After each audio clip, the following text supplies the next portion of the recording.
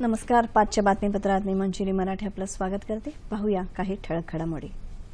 राज्य सहकारी बँकेतील 1,500 कोटी रुपयांच्या गैरव्यवहारांची चौकशी करण्यासाठी निवृत्त न्यायाधीशांची नियुक्ती करण्यात येईल आणि ही चौकशी 6 महिन्यात पूर्ण करण्यात येईल असं सहकार मंत्री सुभाष देशमुख यांनी आज विधानसभेत सांगितलं. महाराष्ट्र विनियोजन विधेयक तसंच करविषयक कायदे विधेयक अशी 2 विधेयकं विधानसभेत संमत झाल्याचं आमच्या प्रतिनिधी सरस्वती कुवळेकर यांनी दिलेल्या बातमीत म्हटलं आहे. कोल्हापूरसाठी न्यायालयाचं खंडपीठ किंवा फिरतं खंडपीठ स्थापन करण्याबाबत विधी आणि न्याय खात्याचे मंत्री या नात्यानं मुंबई उच्च न्यायालय आणि मुंबई मुख्य न्यायमूर्तींकडे स्वतः आग्रह धरू आणि खंडपीठासाठी राज्य शासन शिफारस करेल असं आश्वासन मुख्यमंत्री देवेंद्र फडणवीस यांनी विधानसभेत दिलं. विधानसभेत विरोधकांनी आजही बहिष्कार मागे घेतलेला नाही. त्यामुळे विरोधकांच्या अनुपस्थितीतच कामकाजाला प्रश्नोत्तराच्या तासानं सुरुवात झाली. विधानसभेतल्या 19 आमदारांचं निलंबन मागे घेण्यासाठी सरकार सकारात्मक असून उद्या याबाबत निर्णय जाहीर केला जाईल असं मुख्यमंत्री देवेंद्र फडणवीस यांनी आज विधान परिषदेत स्पष्ट केलं. भाजपा आमदार अनिल गोटे यांनी विधान परिषदेसंदर्भातलं केलेलं विधान अयोग्य असून सरकार आणि वैयक्तिकरित्याही या विधानाचं समर्थन होऊ शकत नाही असं सांगत विधान परिषदेचा सन्मान राखला जाईल अशी ग्वाही देवेंद्र फडणवीस यांनी दिली. विधान परिषदेत आज महाराष्ट्र विनियोजन विधेयक एकमतानं मंजूर करण्यात आलं. मनोधैर्य योजनेअंतर्गत बलात्कार पीडितेच्या पुनर्वसनासाठी देण्यात येणारी 3 लाख रुपयांची मदत 10 लाख रुपयांपर्यंत वाढवण्यासाठी प्रयत्न करण्याचं आश्वासन महिला आणि बालकल्याण मंत्री पंकजा मुंडे यांनी विधान परिषदेत विशेष सत्रात दिलं. या योजनेची व्याप्ती वाढवण्यासाठी सरकार सकारात्मक निर्णय घेईल असंही त्या म्हणाल्या. जम्मू काश्मीरमध्ये घुसखोरांना आणि दहशतवाद्यांना सुरक्षा दलं चोख प्रत्युत्तर देतच राहतील असं केंद्रीय गृहमंत्री राजनाथ सिंग यांनी आज लोकसभेत सांगितलं. दहशतवाद्यांबरोबर झालेल्या चकमकीच्या वेळी सुरक्षा दलांवर झालेल्या दगडफेकीच्या घटनांसंदर्भात विचारलेल्या प्रश्नाला ते उत्तर देत होते. सोशल मीडियाचा वापर करत युवकांना दगडफेकीसाठी चिथावणी देणं ही पाकिस्तानस्थित दहशतवादी गटांची नवी शक्कल असल्याचं राजनाथ सिंग यांनी सांगितलं.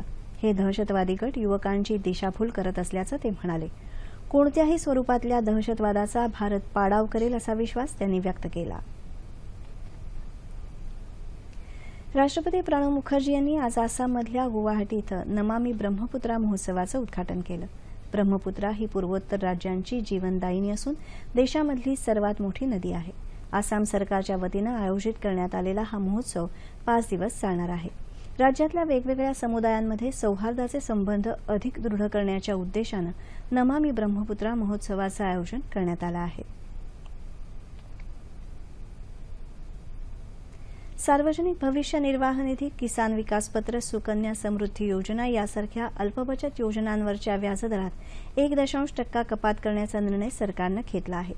येत्या एप्रिल ते जून या तिमाहीसाठी हा व्याजदर लागू राहील.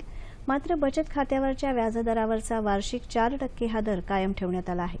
गेल्या एप्रिलपासून दर 3 महिन्यांनी अल्पबचत योजनांवरच्या व्याजदराचा आढावा घेऊन त्यांची फेररचना करण्यात येते.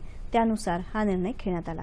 सार्वजनिक भविष्य निर्वाह निधी योजनेत आता 7.9% तर किसान विकास पत्रासाठी 7.6% व्याजदर राहील, तर सुकन्या समृद्धी योजनेसाठी सध्याच्या 8.5 वरून 8.4% इतका व्याजदर राहील.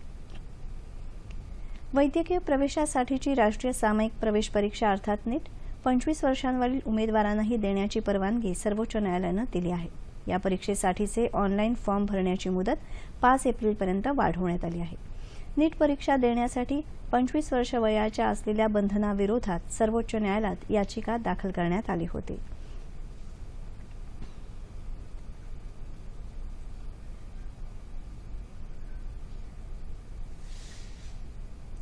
मुंबईतल्या जे रुग्णालयाचे अधिष्ठाता डॉ. तात्याराव लहाने यांना मुंबई उच्च न्यायालयानं नोटीस जारी केली आहे. राष्ट्रवादी काँग्रेसचे नेते छगन भुजबळ यांना उपचारानंतर तुरुंगात परत पाठवण्याचा आदेश न्यायालयानं दिला होता. मात्र तरीही त्यांना आणखी काही दिवस खासगी रुग्णालयात ठेवण्यात आलं होतं. याबाबत न्यायालयानं त्यांना नोटीस बजावली असून 4 आठवड्यात स्पष्टीकरण मागितलं आहे. बेहिशेबी मालमत्ता प्रकरणी भुजबळ सध्या न्यायालयीन कोठडीत आहेत. हवामान. राज्यात उन्हाचा तडाखा वाढला असून अनेक ठिकाणी पाऱ्यानं 40 ओलांडली आहे. राज्यात उष्माघातामुळे आतापर्यंत 5 जणांचा मृत्यू झाला आहे. उष्णतेची लाट लक्षात घेता येत्या 2 दिवसांसाठी उत्तर मध्य महाराष्ट्र आणि विदर्भात हाय अलर्ट जारी करण्यात आला असून येत्या आठवड्यात तापमान सरासरीपेक्षा जास्तच राहील असा अंदाज हवामान विभागानं वर्तवला आहे.